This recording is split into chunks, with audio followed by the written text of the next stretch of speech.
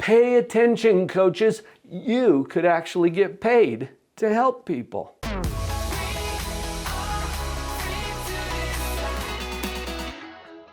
Life coaching is one of the most exciting and fastest growing industries on the planet. But a lot of new life coaches don't get a lot of training in how to actually get paid for what they do. Here are 6 insights that you need to know.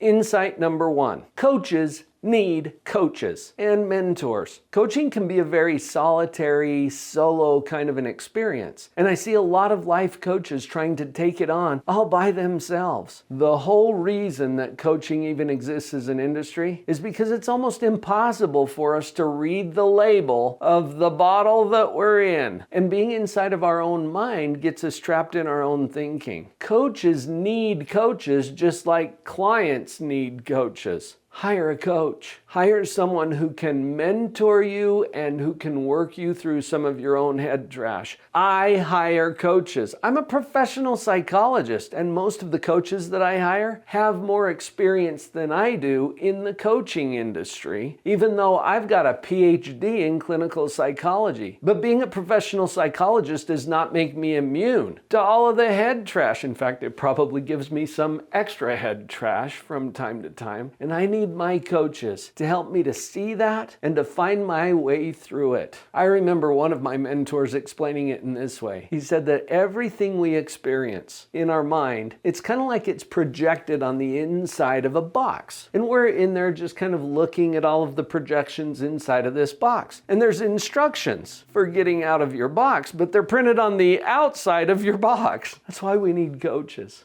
Here's insight number 2. Coaches need business models. I went to psychology school 30 years ago where they taught me a lot about human behavior and emotions and relationships and communication, all of the great stuff that I have skill sets to help people with. And there was very little, if any, training about business. What this prepared me to do is to go out there and work in an institution or for someone else, or to be dependent on some external system for providing me people to work with and a way to get paid for it. Coaches are often in the same situation. Although I'm finding that a lot of the really good coach training programs also have some aspect of business training, because coaching is, by definition, very entrepreneurial. I've had to learn it after I completed my degree through my experience and hiring the amazing mentors and coaches that I've hired. I remember sitting in a group with Jody Moore and about 24 other entrepreneurs and coaches and counselors, and she was giving us some instruction on business. Now, I was kind of clueless about a lot of business aspects. I'm a really good psychologist, but what did I know about business? And she simplified it for me in a way that I just want to share with you really quickly here. 3 buckets. Think of 3 buckets. And in the first bucket are all the people who know about you. They know that you exist. How many people are in that bucket for you? And how do you put people into that bucket? Well, for me, I do it here on YouTube or through my podcast or through public speaking. And that's when people get into bucket 1. They know about me. Okay, now let's go over to bucket 2. Bucket 2 are all the people who know you, like you, and trust you. When you click subscribe here on this channel, and why not? Do you want to just do that right now? Hit that subscribe button and click the notification bell, and then you'll see all of the videos that come out. When you do that, you're saying, hey, Dr. Paul, I know you, I like you, I trust you enough to subscribe. This is bucket 2. It's important to get as many people as you can into bucket 2 because they're going to move over to bucket 3. Not all of them, some of them will move over to bucket 3. These are the people who are paying the bills. And to move people from bucket 2 to bucket 3, you have to have a compelling offer. That's it. That is a simple business model that Jody Moore shared with me that has made such a huge difference for me, because now everything that I do, I have to think through, okay, is that filling bucket 1? Is it moving people from 1 to 2? Is it filling bucket 2 or taking care of those people? Or is it moving people to bucket 3 or taking care of those people? So everything that I do now has to fit into that business model somewhere. Simple. Okay, here's insight number 3. Coaches need support and community. I've already mentioned that this is kind of a solitary operation. For a lot of people, it's a solo practice, and it can get very lonely. Plus, we get stuck in our own thinking, like I talked about in insight number 1. Coaches need coaches. Well, we also need each other. And I think there's far too much scarcity thinking out there. Like, oh, we're all in competition with each other for the same clients. No, we're not. The world is populated with an abundant supply of people to put into our buckets. And so rather than thinking about it as a competition, what if we could collaborate? What if we could share ideas? What if we could help each other to spread the principles that are going to allow people to be more positive in their lives? We need each other. So find some people to collaborate with, and to join a community where you can feel supported with people who actually get what you do. And have you noticed that not everybody does? You have that family member who says, why don't you get a real job? I have colleagues that think that I have sold out or left the tribe because I went from traditional therapy into coaching. So I need a community of people who really understand me and get what it is that we're trying to do. All right, here's insight number 4. Coaches need clarity about who they serve. Why is this one so important? Because if you're like me, and you probably are at least a little bit because you're still watching this video, you want to help everybody. I know I do.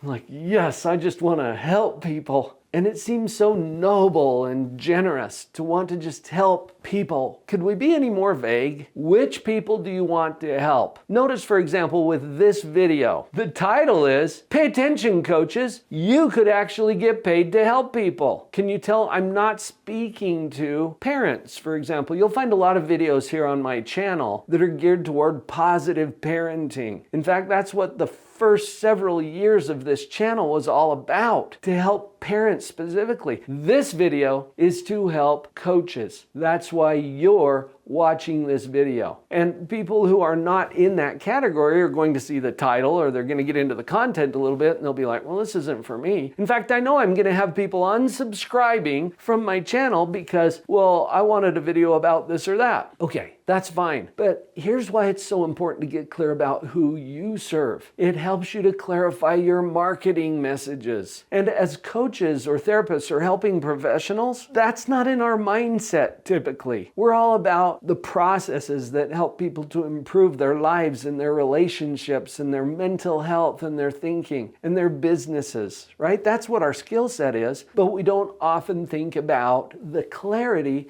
of the messaging. When you get really clear about who you serve, they will self-identify for you. They will step up and say, okay, this is for me. And the ones who it's not for are going to check out. And that's okay. If you're not really clear about who you serve and you just want to serve everybody, then you're probably not serving anybody. Your messaging will get lost. Now that speaks right to the next insight. Insight number 5 is coaches need to market themselves. I already introduced this because it's kind of an unnatural step for a lot of helping professionals. But until you can get people into that first bucket where they actually know about you, that you exist, well, we can't really move them into bucket 2 or bucket 3. And so I see a lot of coaches who are like starving artists. They have this amazing skill set to help people and nobody knows about it. What if you found the cure to cancer, but you tell no one?